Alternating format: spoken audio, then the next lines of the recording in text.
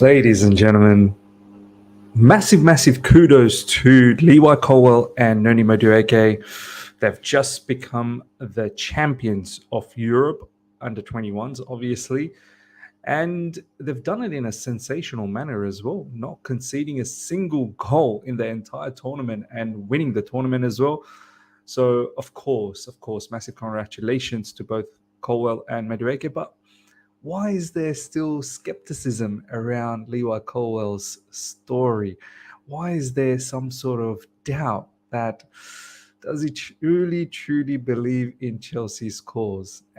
Look, there's a lot to talk about this. We're going to try and uncover as much as we can. And there is heaps about Romelu Lukaku and our new kit that's going to be launching on Monday without any sponsorship. Let's go. All right. Here we go, back again on the other side of the coin. All right, welcome back to the other side of the coin, ladies and gentlemen. This particular video is doing the rounds on Twitter at the moment. I'm pretty sure a lot of you guys have already seen this.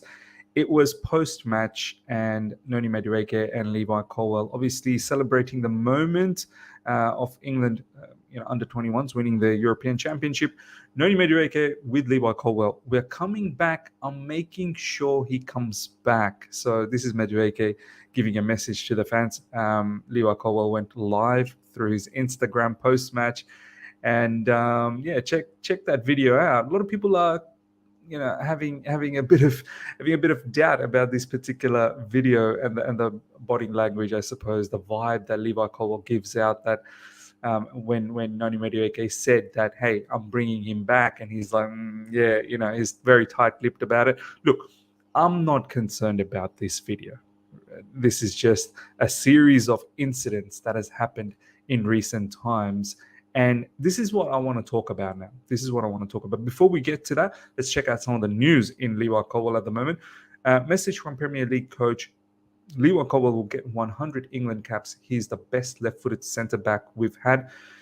Not just whoever this particular Premier League coach is, not just him. There's been so many other pundits, so many other ex-players that have been saying he is going to be the best, one of the best centre-backs England's have ever produced, and probably right now the best left-sided centre-back as well. It's clear to see. We're not just beating up the drums just for the sake of beating up the drums because he's English, because he's from the academy. No, not at all. You know my stance. I don't give 2 cents whether a player is from the academy or not. If you're good enough, you're good enough. This kid, I've maintained it from the get-go. He truly is damn good, and we need to be very careful how we treat this whole situation and not lose the particular player in the process. But at the same time, the player has some responsibilities as well. If the player is not keen to be at Chelsea Football Club, then it's very difficult to keep him. So and this is exactly what we're going to talk about. Fabrizio Romano just a moment ago has come out and said Chelsea are set to hold new contract talks with Levi Colwell soon. Chelsea's position is he is not for sale to anyone. Chelsea's maintained this all throughout for the past 2-3 months. We're not keen to letting go of Levi Colwell with whatever the price is, regardless of the price. You can give us 50, 60, 70 million. I don't care. We are not selling. We think he's going to be an important player. Pochettino really wants him in the team as well. Our board of directors, our owners want him as well. So the vision isn't just for the manager. The vision is for the entire club that he sticks around. Now, here's the story though. This is where my doubt sort of kicks in. And this is where I want to hear what you guys have to say in the comment section. Elaborate completely how you feel about this, right? Levi Colwell, a couple of seasons ago, got his opportunity to go out on a loan to Huddersfield, and he did extremely well. Had a sensational loan spell at Huddersfield. Comes back last season in the preseason, and for one reason or another, Thomas Tuchel wasn't completely convinced that he's ready for Chelsea's cause, and he was sent out on loan to Brighton. Once that happened, we got ourselves Wesley Fofana, we got ourselves Koulibaly, and then in January we got ourselves Buddy Shield. So obviously from Levi Colwell's point of view, he's thinking, well, okay, not only I had a very good loan spell at Huddersfield, you didn't believe in me, you sent me on another loan, and then you also bought, regardless of Koulibaly, you also bought Wesley Fofana and Buddy Shield, who are sort of in his category, that young central defenders category, which obviously wouldn't go down well with Levi Colwill, in the sense that you didn't believe in me and then you go out and buy more youngsters. So just have that in your mind. We need to understand from both sides of the story. We can't just be thinking from Chelsea point of view. We can't just be thinking from Levi Colwill's point of view. I think we need to understand from both sides. Obviously, from Chelsea's point of view, they needed centre backs. They've sent Levi Colwill out on loan. They needed centre backs. We lost Rudiger, we lost Christensen, so we needed to make sure we cover those holes. So completely understood what the club's thought process was and what Thomas Tuchel's thought process was as well. So whilst all of that happened, Levi Colwill, meanwhile, in Brighton, was absolutely blowing up under Roberto De Zerbi. De Zerbi has publicly come out several times saying, I want this player to be part of Brighton for the next 2-3 seasons. He really wants to work with him. He finally got the break, with Brighton, not straight away, but eventually enough, and he absolutely impressed. And some of the matches that he participated in late in the season against Arsenal specifically, he looked sensational. There were other matches as well where he was absolutely brilliant, and we could see the level of passing range. And I've said it recent times that I've created a new notion, a new sort of theme for Levi Colwill. For me, he's an attacking defender. The way, not only he's very astute in defending, his awareness is very good, and he's obviously going to develop even more, but it's his ability with the ball. This guy looks to attack from defense. His line-breaking passes, his long-range passes, sensational to see. So I can understand why Brighton truly wants him. There's been some rumors about Liverpool in recent times. They're interested to get someone like Levi Colwill. And all the different incidents that has happened since the Man United loss that we had, the social media shenanigans that Levi Colwill put out that night, I'm having a fantastic night. One of the Brighton fans was consistently tagging him in saying, how you feel off the back of us losing against Man United. And then he had the interview with Andy Naylor from Brighton, and how he really just poured out his heart for Brighton by saying, look, Brighton trusted me when no one did, and I'm the kind of man who wants to give that trust back. And he was talking so much so in the sense that he was like a Brighton player, and the interviewer, Andy Naylor, had to say, mate, you do realize you're still a Chelsea player. And he actually said, for a moment, I forgot that I was a Chelsea player. And then since then, there's been other incidents in recent times. There's been talks that he wants guaranteed time. That's one of the sticking point. He doesn't want to be just a bit part player for Chelsea Football Club. He wants to have guaranteed time. Obviously, there's been a couple of bids from Brighton as well, which makes me think he must have given a green light to Brighton to do those bids, or else why would Brighton even bother if the player's not interested? If the player tells the other team that, hey, mate, I'm not interested, because the club talks to the agent of the player first. The club don't just jump the gun and just go directly to the other club. The club talks to the players' agents, finds out what their intention is, and then puts in a bid if they're interested or not. So, it's not all of this stuff that we've said in regards to Levi Colwill, how fantastic of a young talent he is, and how much he would be, how important he would be at Chelsea Football Club. I do get the feeling he's not completely convinced with us. I don't know why I get this vibe, but through all the series of incidents that I've just mentioned to you right now, I just have this feeling that I don't think he's completely convinced with us. So, and this is where, we have to do our level best to show him that path.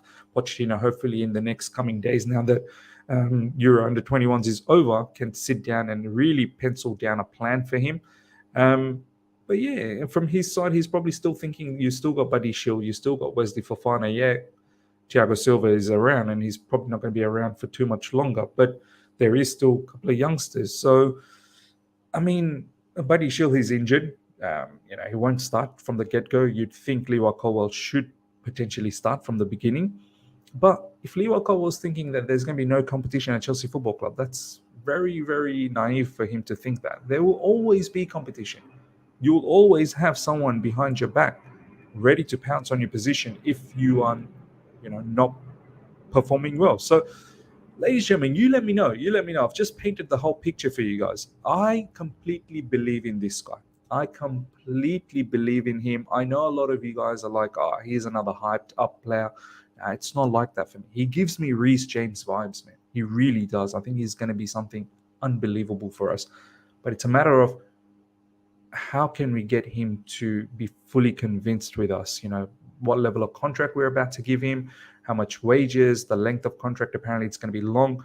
But I just don't know why I have this feeling he's got his eyes elsewhere, man. I know we have 3 years left in his contract, so we hold all the cards. But if the player's not keen to stick around and fully committed, and as Poch said, we need fully committed players at Chelsea Football Club for Chelsea's cause. We don't need players that are scrambled in their mind, thinking elsewhere, Brighton, Liverpool. So, ladies and gentlemen, let me know. Let me know how you feel. And as I said, regardless of this video, I know a lot of people are like, oh, this is off the back of people overreacting from this video. I'm not one bit overreacting from this video. I maintained my stance all along before this video even transpired today. I said that he's supremely rated, but is he convinced? And I think Chelsea have, categorically put out there that we are convinced with you. We've let go of Koulibaly. We're potentially looking to let go of Chalobah. We are convinced with you. We are, making space for you. But at the same time, Chelsea can't just come out and say, hey, yeah, no problems. You're 100% going to be, starting. There's going to be no competition for you. Your position is safe forever.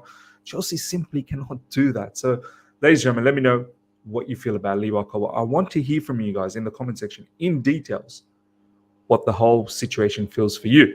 Fabrizio Romano, next up. Lots of Romelu Lukaku news to come by right now. Let's gear up. Lukaku will leave Chelsea this summer, and this is very clear. Inter will approach Chelsea again once they sell Onana to continue talks.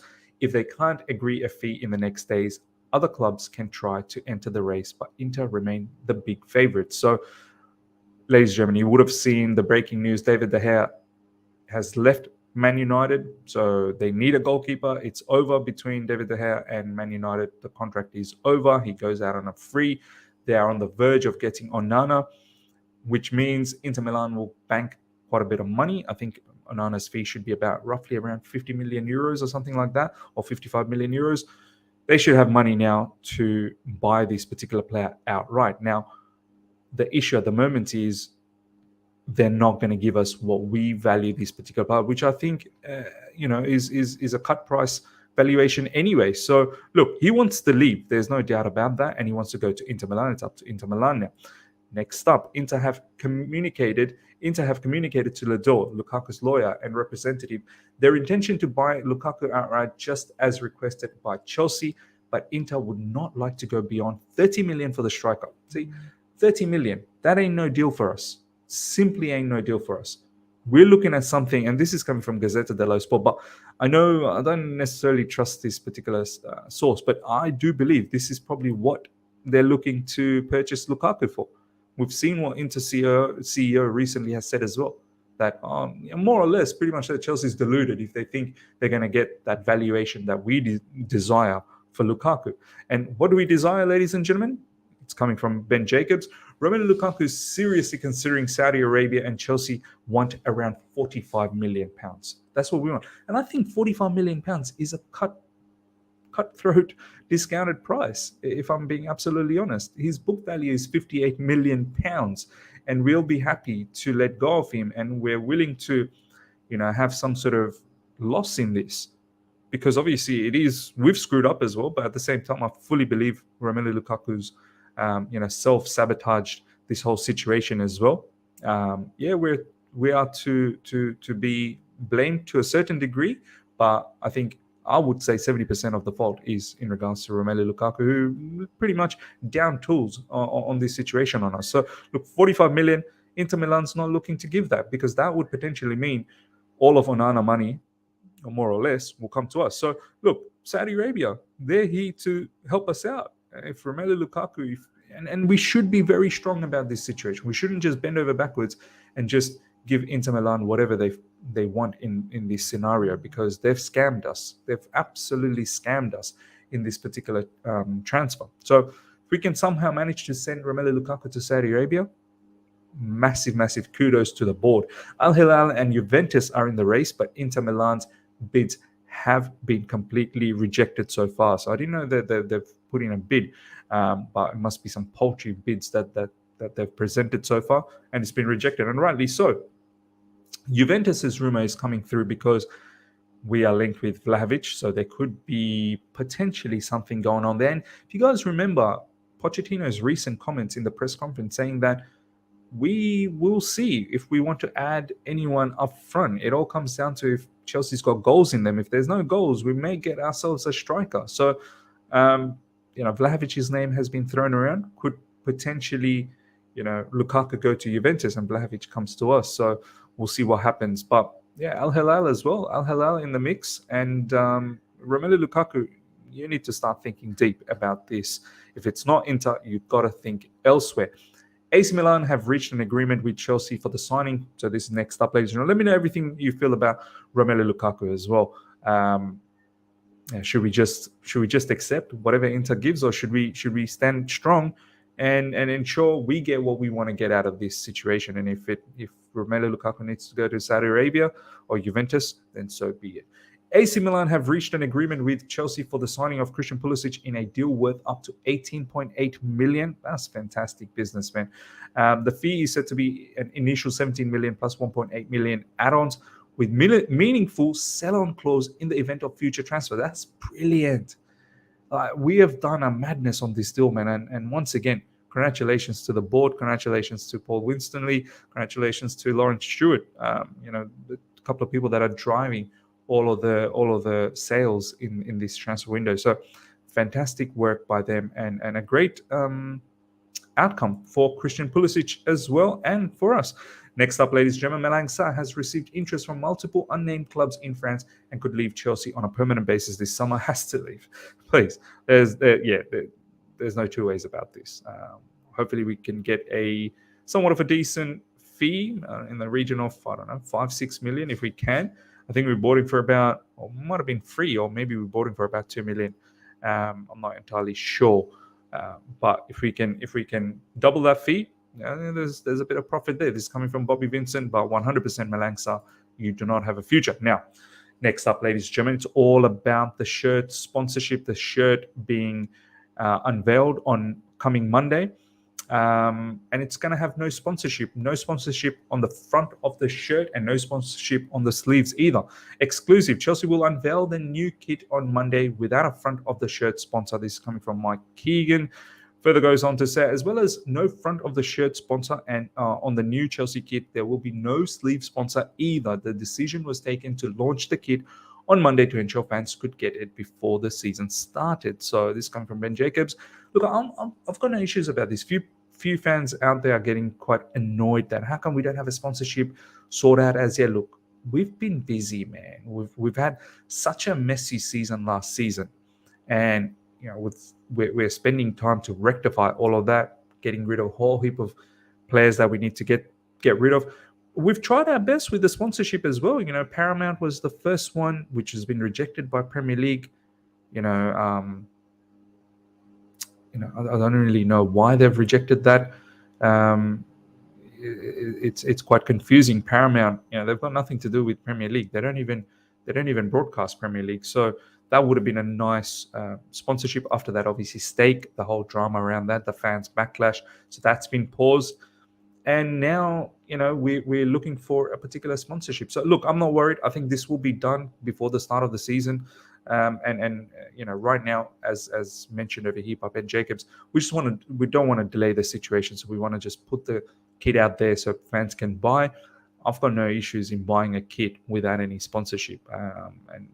Look, once the sponsorship is done and dusted, I'm willing to buy again. So it's absolutely fine for me. I don't want to rush this. I want us to make sure we get the right sponsorship, and I completely understand that we've been inundated with our focus being elsewhere, and there's so much to do in this particular transfer window.